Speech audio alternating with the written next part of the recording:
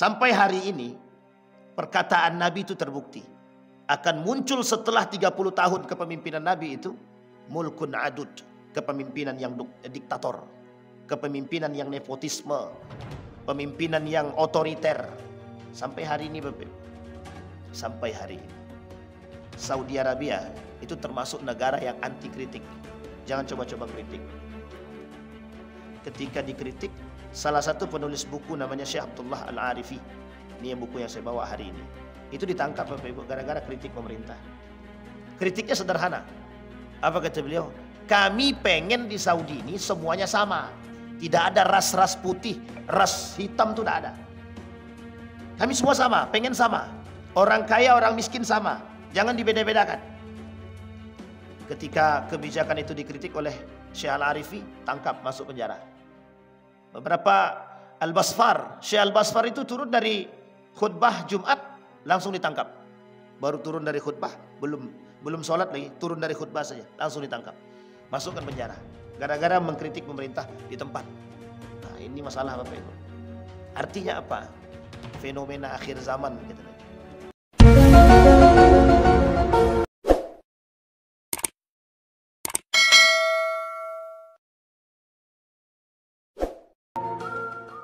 Assalamualaikum warahmatullahi wabarakatuh.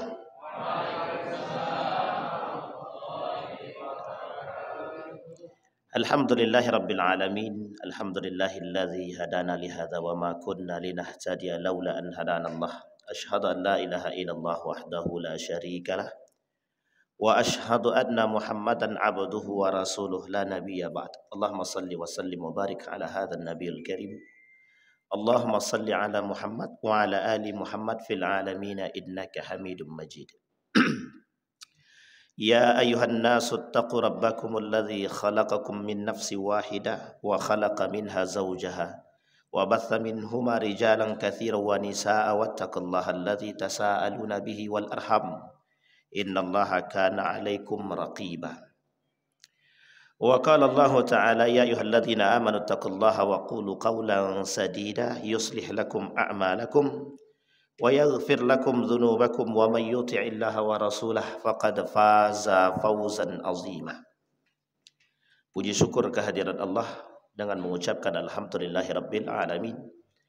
Bersalawat kepada Nabi dengan mengucapkan Allahumma salli ala Muhammad wa ala ali Muhammad fil alamin innaka Hamidum Majid.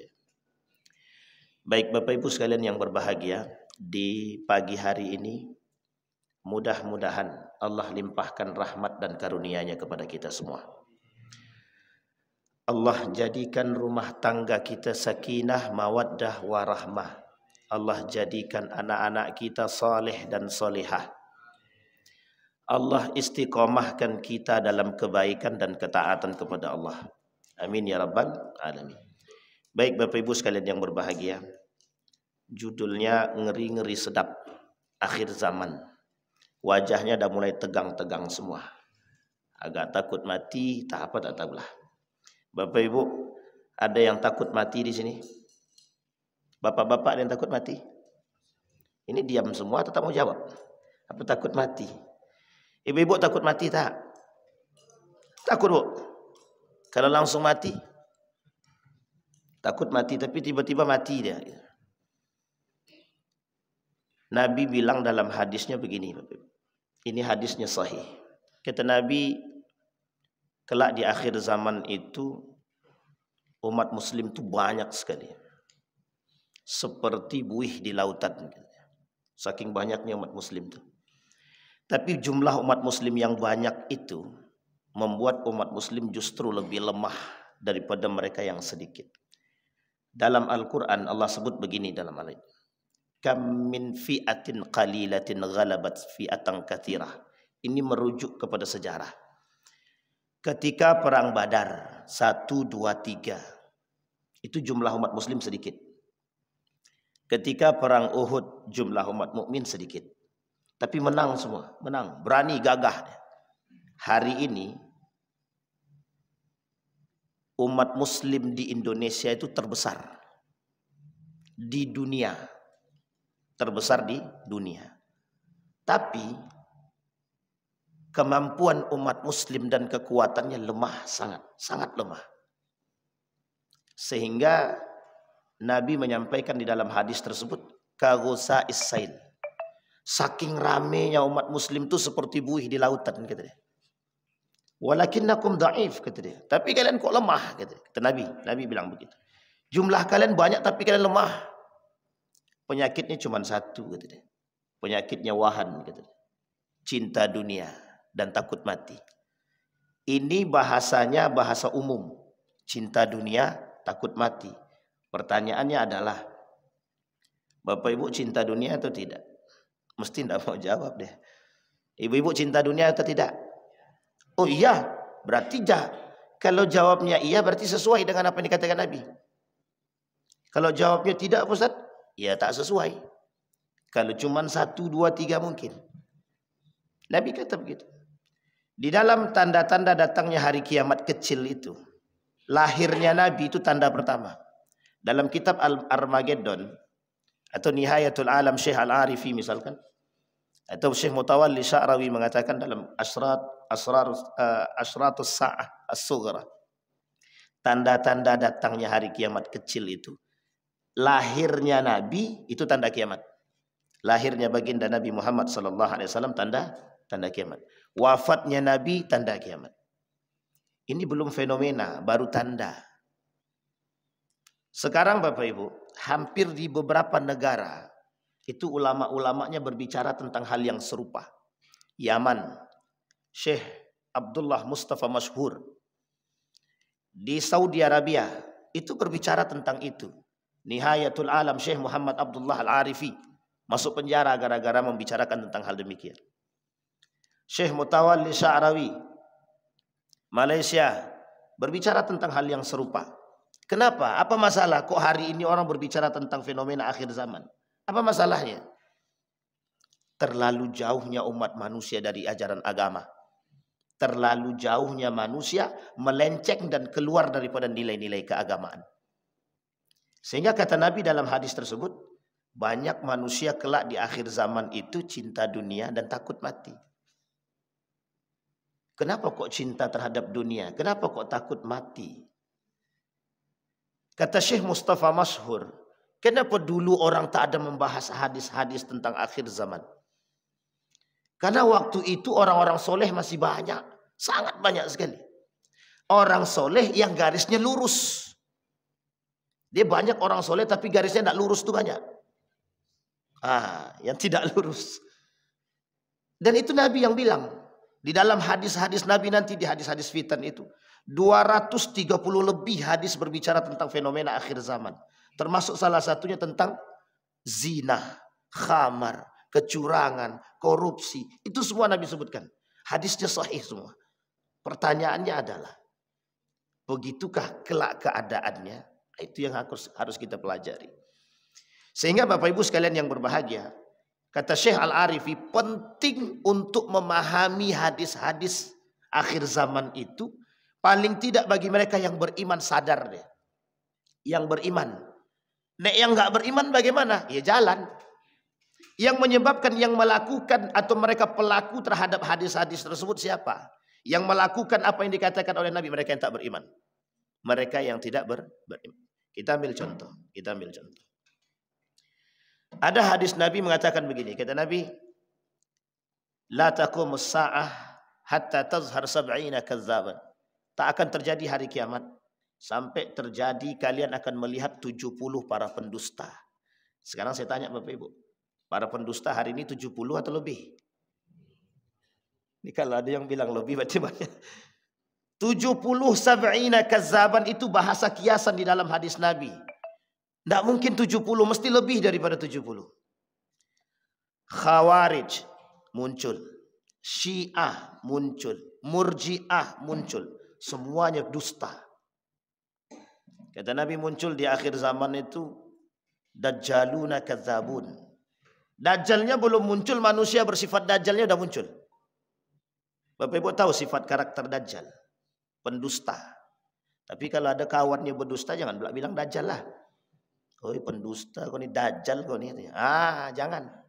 Tak boleh Pak, tak boleh. Baik, kembali kepada poin kita tadi Bapak Ibu. Dalam kitabnya Hasyim Al-Asy'ari, dalam kitab Risalah Ahlus Sunnah wal Jamaah. Ini rata-rata di sini semuanya NU. Kalau tengok wajah-wajahnya, ya rata-rata, mayoritas lah. Seorang pendiri Nahdlatul Ulama, Syekh Hasyim Al-Asy'ari, menuliskan kitab Risalah Ahlus Sunnah wal Jamaah. Dalam kitab beliau tuliskan tentang 30 tanda datangnya hari kiamat. Fi dzikri amarati iqtirabis sa'ah. Ada 30 hadis yang disampaikan oleh beliau di sini. Di dalam kitab ini tentang akhir zaman itu. Sughra, tanda-tanda datangnya kecil. Baik Bapak Ibu sekalian yang berbahagia. Nah, kita masuk Bapak Ibu pada hadis yang pertama. Kita masuk pada hadis yang pertama. Hadis yang pertama yang berbicara tentang fenomena akhir zaman atau masuk dalam kategori tanda-tanda datangnya hari kiamat kecil. Yang pertama adalah bi'tsatun Nabi Muhammadin sallallahu alaihi wasallam. Apa itu bi'tsatun Nabi? Dibaiatnya baginda Nabi Muhammad sallallahu alaihi wasallam menjadi nabi. Umur berapa Bapak Ibu Nabi dibaiat? Ibu-ibu, Nabi dibaiat umur berapa? Assalamualaikum. Kalau tak ada yang jawab balik lagi. Bapak-bapak umur berapa Pak? Nabi dibaiat jadi Nabi umur berapa? Kalau sudah sering datang ke Mekah tapi masih tak tahu Nabi dibaiat berapa, itu besok balik lagi ke Mekah balik. Balik ke Madinah. Umur 40 Nabi dibaiat jadi Nabi. Ketika Nabi dibaiat jadi Nabi, itu tanda datangnya hari kiamat yang pertama. Tanda datangnya hari kiamat yang pertama, tanda-tanda kecil yang pertama. Tanda datangnya hari kiamat yang kedua, Fathu Makkah. Bapak Ibu tahu Fathu Makkah? Pembebasan kota. Ayatnya yang dibacakan oleh Qari'ah tadi. Inna fatahna laka fathan mubin. Ketika Allah memberikan kekuasaan kepada Nabi, kekuatan. Satu-satunya perperangan di muka bumi ini yang pertama sekali, perperangan tanpa pertumpahan darah. Ketika penaklukkan kota Mekah. Ini sejarahnya panjang Bapak Ibu. Sejarahnya panjang. Kata Syekh Safiur Rahman Al-Mubarakfuri, saking rindunya Nabi dengan Makkah, ketika Nabi hijrah ke Madinah, Madinah itu Yasrib. Sampai Nabi ke Yasrib 13 tahun di sana, saking lamanya Nabi di sana, kerinduan untuk balik ke Mekah itu ada. Rindu ingin melihat Ka'bah itu. Tapi karena kondisi tidak memungkinkan, ditahan. Sehingga kemudian turun perintah dari Allah untuk melakukan penaklukan kota Mekah. Yang ketika itu Abu Sufyan masuk ke dalam Islam. Abu Sufyan masuk Islam. Anaknya Muawiyah ibn Abi Sufyan sudah duluan masuk Islam. Terkenal sebagai panglima. Tapi dari jalur Muawiyah ibn Abi Sufyan muncul nepotisme pertama di dunia dalam kerajaan Islam. Ini perlu dipelajari. Dan itu kelak masuk dalam kategori kata Nabi dalam salah satu tanda datangnya hari kiamat. Nepotisme, kecurangan, kehancuran, diktator, kepemimpinan yang diktator, kepemimpinan yang zalim itu dimulai pada masa Muawiyah ibn Abi Sufyan. Dan dilanjutkan oleh anaknya Yazid ibn Muawiyah. Pada masa Muawiyah ibn Abi Sufyan dengan Ali bin Abi Thalib muncul 3 kelompok sekaligus yang sampai hari ini masih ada. Satu Khawarij, yang kedua Syiah, yang ketiga Murji'ah. Ketiga-tiga ini hari ini memegang dunia. Termasuk salah satunya mereka bekerja sama dengan Yahudi. Nah, ini Bapak Ibu penting untuk dipahami. Sejarah ini kalau dirunut ini penting Pak. Biar Bapak Ibu tahu. Ini kalau Bapak Ibu tengok, ini saya kaitkan sedikit ya Bapak Ibu. Saudi Arabia itu tidak memboikot produk Israel. Saudi Arabia itu tidak memboikot produk Israel. Secara lisan kerajaan memboikot, secara kebijakan tidak. Pertanyaannya sama nggak dengan di Indonesia? Sama. Secara lisan kita boykot. Secara perbuatan ada. Sekarang aja sudah mulai lemah nih memboikot produk Israel. Sudah nggak kuat lagi gitu. Dah lidah kami dah gatal mau makan pizza, Ustaz. Oke lah, makanlah. Tapi ketika Anda makan banyak yang mati itu tak masalah. Saudi Arabia di depan Masjid Nabawi, di depan Masjidil Haram itu KFC masih buka terang-terangan. Pepsi masih jualan terang-terangan. Khawarij, Syiah, Murji'ah itu 3 kelompok yang muncul pada masa Ali sampai hari ini ada dan bekerja sama, Pak, bekerja sama. Islam ini dihancurkan oleh Yahudi, itu kerjasama. Indonesia ini ditaklukkan oleh kelompok-kelompok tertentu, itu kerjasama. Dan itu Nabi sampaikan dalam hadisnya, Bapak Ibu. Disampaikan oleh Nabi dalam hadisnya. Ketika Nabi wafat 30 tahun setelahnya, kata Nabi.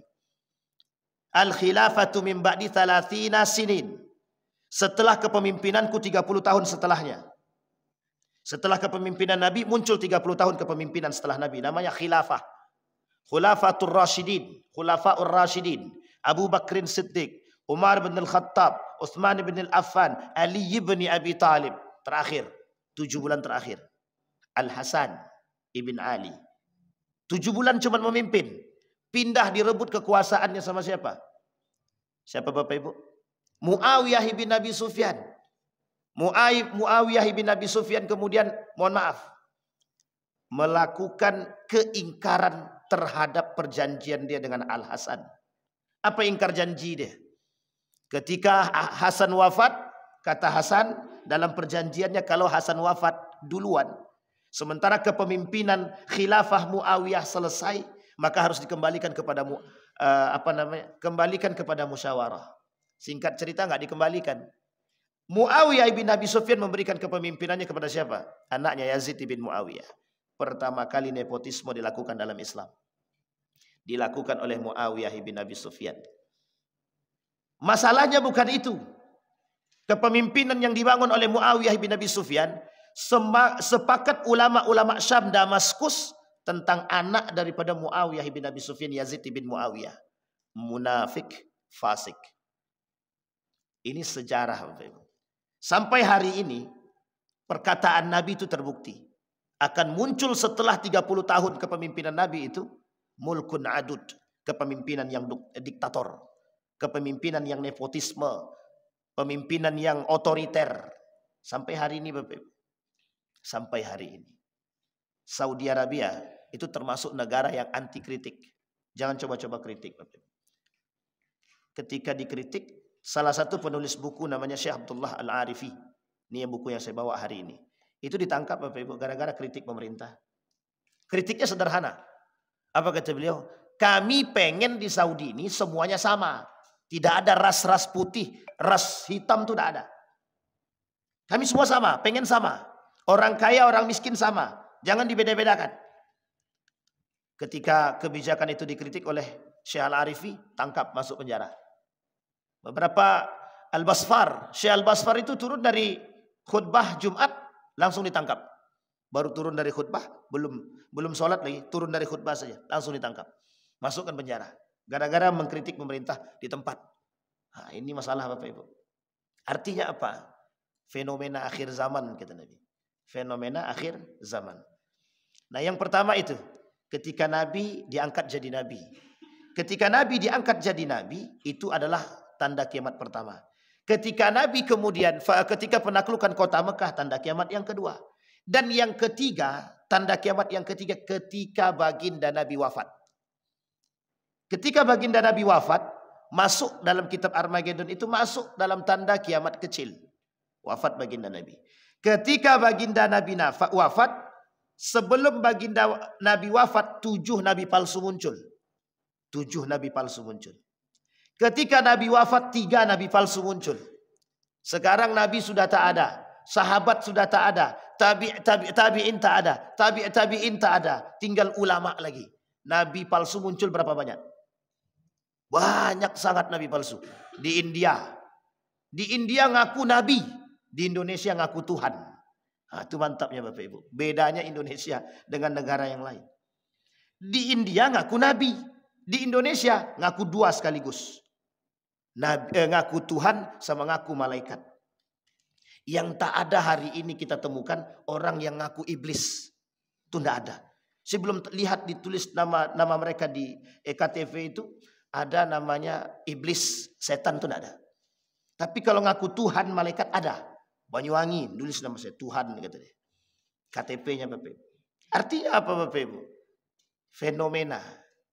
Masalahnya apakah betul ini fenomena akhir zaman atau tidak? Pada masa Nabi juga banyak kok orang yang kayak gitu, betul. Pada masa Nabi banyak. Tapi orang soleh, jumlah orang soleh lebih banyak daripada orang zalim.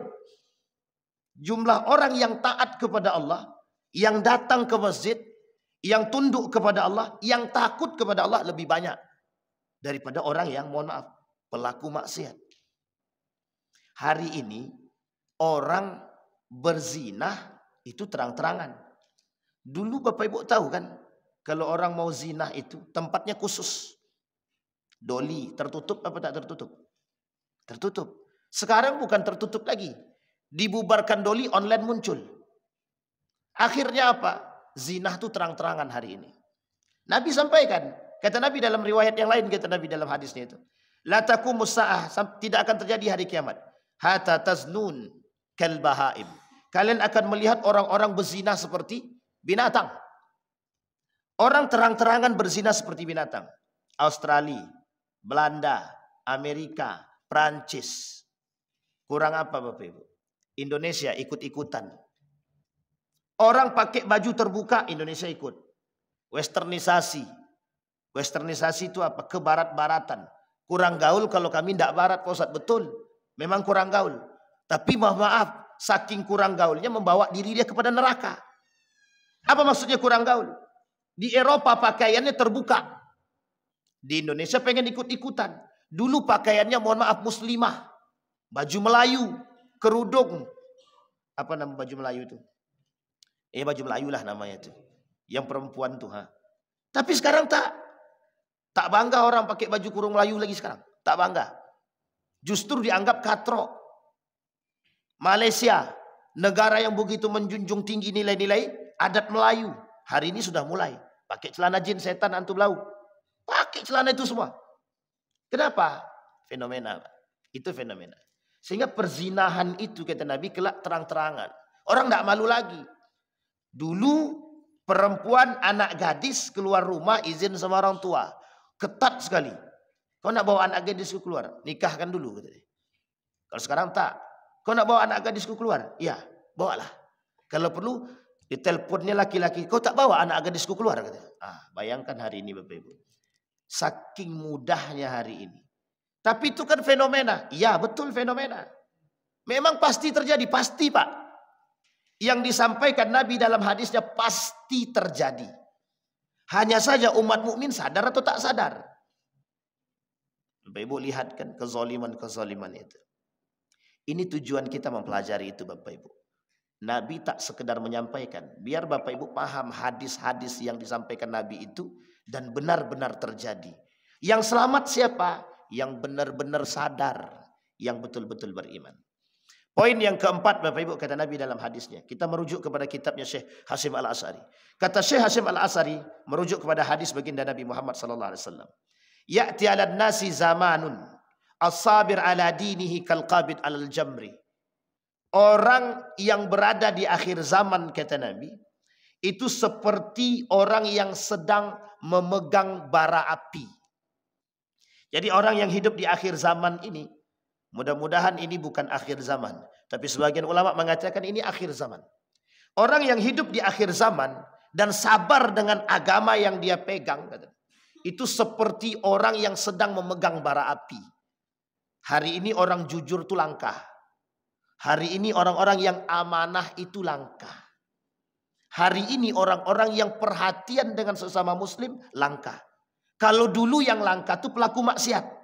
Kalau sekarang yang langka pelaku kebaikan. Sesuatu yang tidak biasa sekarang dibiasakan. Bapak Ibu lihat orang-orang minum khamar. Hari ini minum khamar itu biasa.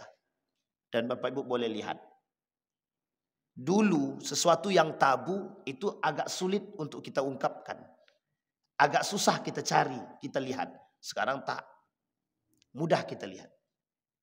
Dulu berbicara tentang kondom itu sangat takut, tabu gitu. Tapi sekarang diperjualbelikan, ditaruh di depan. Itu fenomena atau bukan, Bapak Ibu? Itu Nabi kata. Maka orang yang selamat tuh yang memegang agama dia. Nah, orang yang memegang agama hari ini itu seperti memegang bara api. Kita ambil contoh, mohon maaf, jangan ada yang tersinggung Bapak Ibu. Dalam kepemerintahan misalkan. Bapak Ibu boleh lihat. Yang jujur tersingkir. Yang tak jujur bisa jadi kawan. Itu bahasa hari ini Bapak Ibu. Kau kalau tak korupsi, singkirkan. Tapi kalau kau korupsi, kawan awak. Yang diajak kawan tuh yang sama-sama. Sehingga mohon maaf, goyang iman. Iman tuh goyang. Yang tadinya sudah kuat menahan untuk tidak korupsi. Tapi karena kehilangan, lebih baik kehilangan agama daripada kehilangan kawan. Sehingga yang terjadi apa? Mudah sekali agama ini hilang. Mudah sekali nilai-nilai agama itu runtuh dari diri kita. Artinya apa? Orang yang sabar memegang nilai-nilai agama di akhir zaman itu seperti memegang bara api. Karena yang menggerogoti tidak satu Pak, ribuan. Anda akan menjadi manusia yang paling aneh di antara manusia-manusia yang lain. Dan itu disampaikan oleh Nabi dalam hadisnya. Tubalil ghuraba. Maka selamatlah, beruntunglah orang-orang yang aneh kelak di akhir zaman itu. Siapa yang aneh? Yang memegang nilai-nilai agama. Yang berani megang nilai agama. Kita soleh dikit dibilang sok soleh, sok suci. Rajin tahajud dibilang, ini cari perhatian. Orang rajin soleh, rajin sholat dibilang sok suci, sok soleh. Orang yang rajin tahajud dibilang cari pencitraan. Dan itu terjadi Bapak Ibu. Sehingga kita ini bingung harus berbuat apa. Tahajud salah, duha salah, sholat tepat waktu salah. Tak sholat salah. Ya mesti tak salah lah kalau tak sholat. Tak sholat kita dicaci maki. Sholat kita digibahi. Jadi lengkap semua. Artinya apa? Ya harus sabar. As-sabir ala dinihi kal qabid al jamri. Kata Nabi.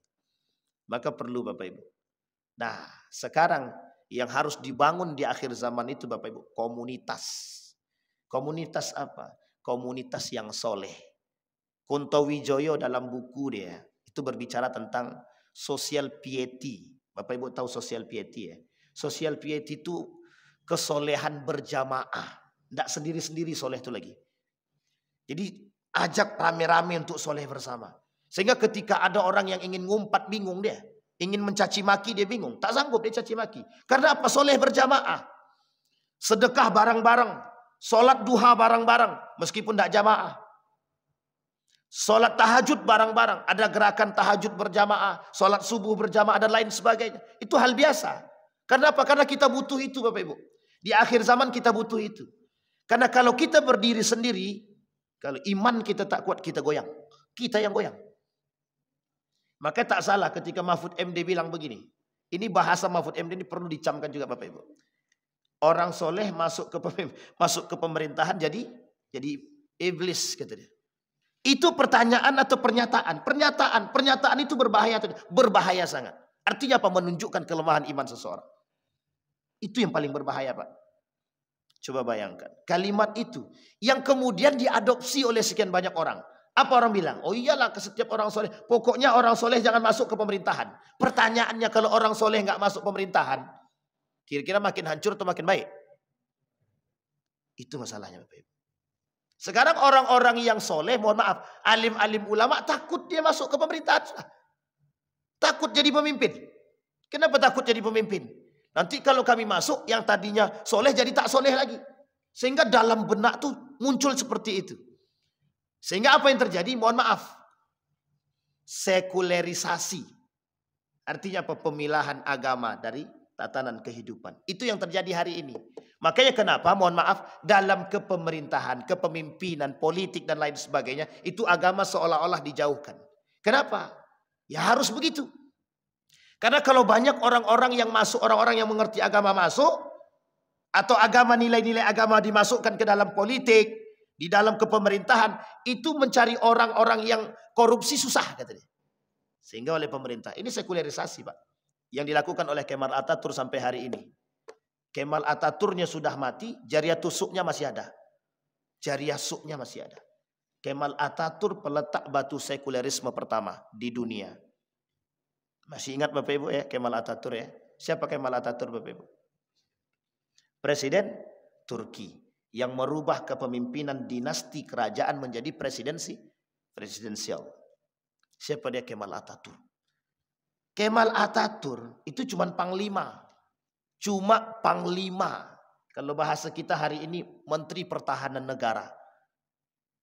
Ketika dia menjadi Menteri Pertahanan atau panglima besar dia yang punya jalur komunikasi antara semua negara. Semua negara. Dia yang punya jalur komunikasi. Sehingga datang bisikan setan oleh negara Jerman, Perancis, dan Inggris. Kok kamu tidak bangun kekuatan sendiri? Kamu bisa membangun negara sendiri. Dikudetalah khalifahnya tadi. Setelah dikudeta, diambil alih sama dia.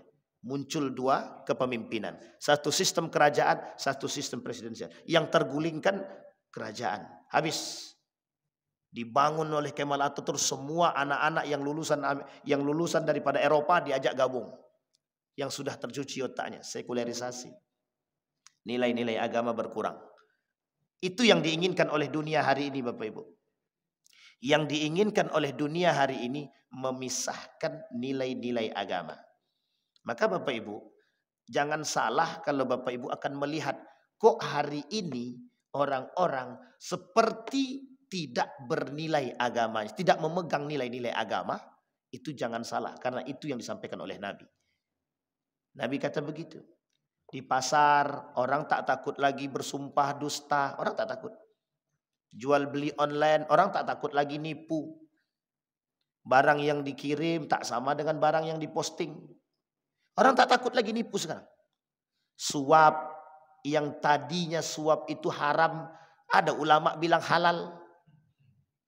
Coba Bapak Ibu bayangkan. Suap itu Bapak Ibu 100.000 ke bawah dianggap tidak suap. Dalam aturan. Coba bayangkan dalam aturan 100.000 ke bawah tidak suap. Pertanyaannya itu merusak agama atau tidak? Kira-kira 100.000 ke bawah dalam agama suap apa tak suap? Tak ada yang berani bilang. Suap apa tidak Pak? 100.000 ke bawah. Suap apa tak suap? Kalau tak bilang suap berarti takut tuh. Dalam agama 100.000 ke bawah suap. Kok muncul peraturan mengatakan 100.000 ke bawah itu tidak suap? Sehingga semua orang sekarang mulai menyuap-nyuap. Dengan dalih apa? Siapa itu? Itu kan tidak suap. Siapa bilang tak suap? Aturan siapa? Aturan pemerintah. Berarti apa? Pemerintah menjauhkan nilai agama dari sistem tersebut. Coba Bapak Ibu bayangkan. Itu real. Pernyataan para mereka-mereka yang mohon maaf, pelaku. Jadi Bapak Ibu, kita harus sabar dalam beragama hari ini. Betul-betul harus memegang. Nabi mengingatkan Ibnu Abbas itu, dia cuma kasih 30 menit ya. Sedikit lagi Bapak Ibu. Nabi bilang kepada Ibnu Abbas, ihfazillah yahfazka. Jagalah olehmu nilai-nilai agama. Pertanyaannya adalah, bagaimana cara kita menjaga nilai-nilai agama? Bapak Ibu sholat, tapi lidahnya masih gibah kan? Kita masih sholat, tapi tangan masih menerima suap. Kita sholat, tapi korupsi jalan terus. Kita suap, mencaci maki orang masih kuat. Artinya apa? Di mana letak nilai agamanya? Di mana letak nilai agamanya? Kita umat muslim, sholat jalan, tahajud oke. Tapi ketika ada tetangga yang tak makan, kita antipati Pak. Kita tidak punya, kita acuh saja. Oh masalah dia mau makan tak makan, tak urusan. Yang penting keluargaku aman. Itu manusia hari ini. Artinya apa? Mana yang dikatakan memegang nilai-nilai agama? Kalau mereka paham nilai sholat, inna salata tanha anil fakhsha wal munkar. Dia kalau sholat bisa mencegah perbuatan keji dan mungkar, pertanyaannya seharusnya orang yang sholat itu tidak korupsi. Harusnya kan? Harusnya. Harusnya orang yang sholat lidah dia bisa tertahan. Harusnya. Itu nilai agama tuh di situ. Ini tidak nyindir siapa-siapa ya Bapak Ibu ya. Nyindir pribadi aja. Siapa yang tersindir berarti samalah kita berarti itu. Sampai di sini paham ya Bapak Ibu ya. Bisa dipahami. Baik, yang kedua kata Nabi dalam kitab Syekh Hashim Al-Asy'ari. Yakunu fi akhir zaman ubadun juhalun wa qurra wa fasaq. Kelak di akhir zaman itu akan muncul manusia-manusia bodoh. Beribadah tapi bodoh kata dia. Ini kita kaitkan dengan yang tadi. Salat dia tapi masih mencuri. Salat dia masih juga korupsi. Salat dia masih mencaci maki. Salat dia masih melakukan kemungkaran-kemungkaran. Salat dia masih dia nipu juga. Ubadun juhalun kata Nabi. Apa kata Nabi? Ubadun juhalun. Beribadah tapi bodoh. Beribadah dia. Tapi bodoh dia kata Nabi. Ibadah dia tak mampu merubah karakter dia. Ahli psikologi mengatakan Bapak Ibu. Ahli psikologi. Orang yang rajin ibadah itu pada hakikatnya sangat mampu merubah karakter dia. Kalau ibadahnya betul. Kalau ibadah dia betul. Itu ahli psikologi Pak. Tapi kok tidak sebaliknya? Itu yang menjadi pertanyaan kita hari ini. Sampai di sini bisa dipahami Bapak Ibu. Baik. Kemudian kata Nabi, wa qurra fasaqah. Nah ini berat nih ngomongnya nih Bapak Ibu. Qurra itu orang yang ahli Al-Quran tapi fasik. Yazid ibn Muawiyah itu terkenal Pak. Kurang baik apa dia? Sangat baik secara baca Qurannya. Khawarij itu lebih fasih baca Qurannya daripada Bapak Ibu semua. Khawarij itu hafal Quran 30 juz. Hafalan dia lebih baik daripada kita. Itu Khawarij Pak. Bacaan dia lebih fasih daripada kita. Jangan tanya tentang ibadah dia, tentang sholat dia, tentang puasa dia. Jauh lebih baik daripada kita. Tapi pertanyaannya masuk surga apa neraka? Nabi kata kelak di akhir zaman penghuni-penghuni neraka itu salah satunya orang-orang yang baik ibadah dia tapi tergelincir dia kata Nabi. Siapa dia? Khawarij. Orang Khawarij itu. Qurra fasaqah. Kata Nabi orang-orang yang qurra tapi fasik. Mengerti ilmu Al-Quran tapi fasik dia. Fasik itu apa? Tahu dia kebenaran tapi tak jalankan. Sama. Ada orang yang rajin sholat. Tahu dia suap itu haram tapi dia terima. Dia lakukan. Rajin dia sholat. Tapi tahu dia bahwa suap itu adalah sebuah kemungkaran tapi dia lakukan. Itu namanya fasik. Tapi kalau dia katakan, oh suap itu tidak haram. Nah, itu sudah mengingkari namanya. Itu sudah munafik namanya. Munafik. Orang yang mengingkari syariat itu namanya munafik. Sampai di sini bisa dipahami Bapak Ibu. Baik. Sudah 30 menit. Ada pertanyaan Bapak Ibu? Silahkan. Tidak ada alhamdulillah. Ada pertanyaan Bapak Ibu? Ini baru sampai hadis nomor 2. Kalau ada pertanyaan silahkan. Kami tidak berani nanya nih Ustaz. Ini akhir zaman ini susah nih. Ini takut datang akhir zaman atau gimana? Jangan sampai takut mati Bapak Ibu. Akhir zaman hari kiamat itu pasti datang. Kiamat itu pasti datang. Yang menjadi masalah hari ini adalah kita siap atau tidak siap dengan kedatangan hari kiamat. Kiamat pasti datang dengan segala macam bentuk dia. Tapi kalau melihat hari ini, oh kiamat masih lama Pak Ustaz. Betul. Masih banyak orang datang ke masjid. Betul. Tapi fenomena-fenomena kiamat itu mungkin. Tapi kita tak tahu itu kuasa ilahi. Kuasa ilahi. Mungkin bisa jadi banyak hari ini orang yang sholat. Tapi sholat mereka seperti yang dikatakan Nabi. Yadkhulunal masajid wa la yusalli fihi bal yatabaha. Ada orang masuk ke dalam masjid tapi tidak sholat. Cuman membangga-banggakan diri saja. Orang yang bermegah-megahan saja. Masuk ke dalam masjid sombong. Masuk ke dalam masjid angkuh. Masuk ke dalam masjid cuma untuk membanggakan diri dia. Untuk bermegah-megahan saja kata Nabi. Mereka tidak sholat. Sholat mereka cuma main-main. Wa idza qamu ila salati qamu kusala. Kata Allah. Siapa mereka? Munafik. Baik Bapak Ibu sekalian yang berbahagia. Sudah 30 menit lebih Bapak Ibu. Ada pertanyaan? Kalau tidak ada, kita tutup Bang. Nah, iya kata Bang ya. Cepat jawab Abang. Cepatlah tutup, ini bahaya nih gitu kan. Inilah bahasan akhir zaman. Maka Bapak Ibu sebelum saya tutup Bapak Ibu. Ini entah kebetulan apa tidak saya nggak tahu juga. Ketika kami ke Malaysia, di beberapa radio itu pembicaraannya sama tentang permasalahan akhir zaman, tanda-tanda hari kiamat meskipun kecil. Ketika kami sampai di Qatar, beberapa ulama berbicara tentang hal yang sama. Dan kemarin ketika kami di Saudi juga sama. Buku yang disodorkan kepada kami adalah judul bukunya Nihayatul Alam. Ketika kami naik taksi, kebetulan taksinya seorang dosen dan hafal Al-Quran 30 juz, dan beliau bercerita panjang lebar tentang Saudi Arabia. Yang beliau sampaikan adalah tanda-tanda datangnya hari kiamat. Artinya apa? Dulu ulama tidak berbicara tentang ini. Makanya dulu ulama mengecam untuk orang-orang yang berbicara tentang hari kiamat. Hadis-hadis fitan itu.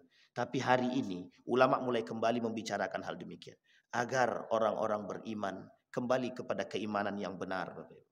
Agar orang-orang muslim itu sadar bahwa apa yang dikatakan oleh Nabi pasti terjadi. Kalau Nabi kata kelak di akhir zaman akan muncul orang-orang pezina seperti binatang, itu akan bermunculan orang-orang yang berzina seperti binatang. Kelak di akhir zaman kata Nabi akan muncul manusia-manusia munafik kata Nabi. Isi manusia di akhir zaman kata Nabi itu adalah manusia munafik. Apa yang dikatakan Nabi pasti terjadi.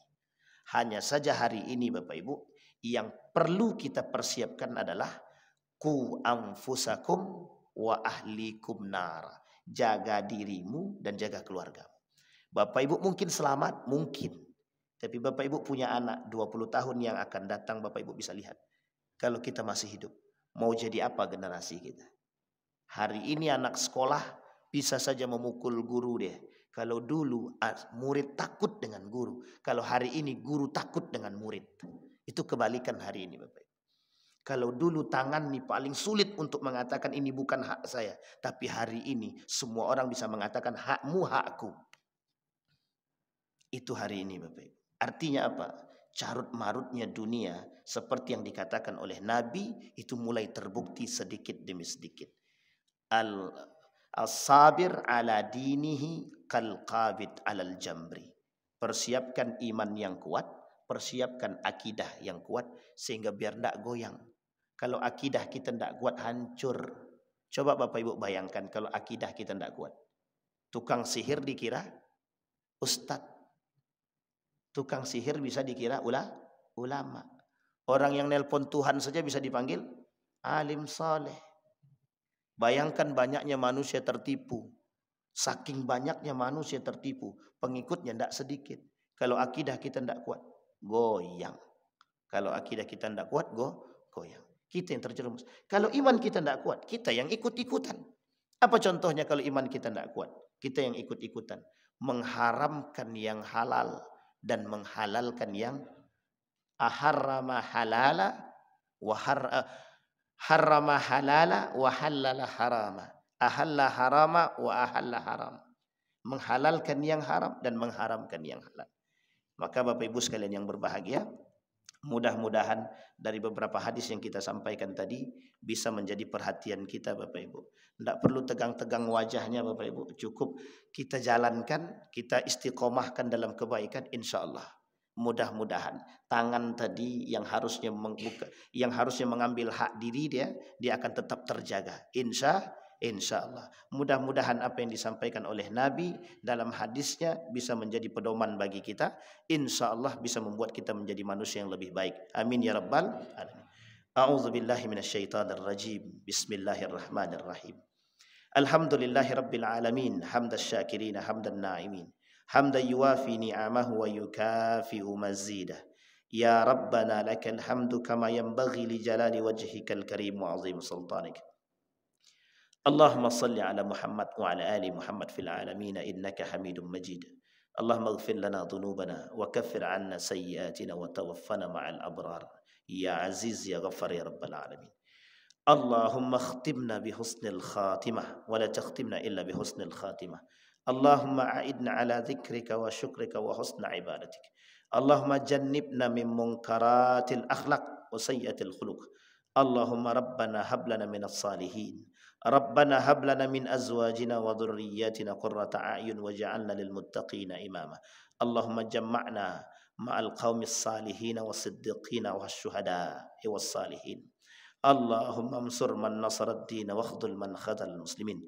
اللهم انصر إخواننا المجاهدين في فلسطين وفي غزة وفي كل مكان. اللهم دمر اليهود. اللهم أهلك الكفرة والمبتدعة والمشركين أعداءك أعداء الدين. اللهم اجعل تجمعنا تجمعا مرحوما، واجعل تفرقنا من بعده تفرقا معصوما.